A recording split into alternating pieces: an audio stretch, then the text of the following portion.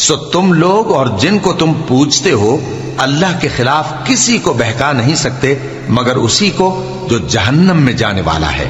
اور فرشتے کہتے ہیں کہ ہم میں سے ہر ایک کا ایک مقام مقرر ہے، اور ہم صف باندھے رہتے ہیں اور ہم تسبیح کرتے رہتے ہیں۔ اور یہ لوگ کہا کرتے تھے کہ اگر ہمارے پاس اگلوں کی کوئی نصیحت کی کتاب ہوتی تو ہم اللہ کے چنے ہوئے بندے ہوتے، پھر اس سے کفر کرتے رہے، سو ان قریب ان کو اس کا نتیجہ معلوم ہو جائے گا۔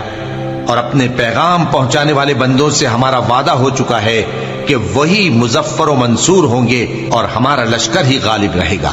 تو ایک وقت تک ان سے منہ پھیرے رہو اور انہیں دیکھتے رہو، یہ بھی ان قریب کفر کا انجام دیکھ لیں گے۔ کیا یہ ہمارے عذاب کے لیے جلدی کر رہے ہیں؟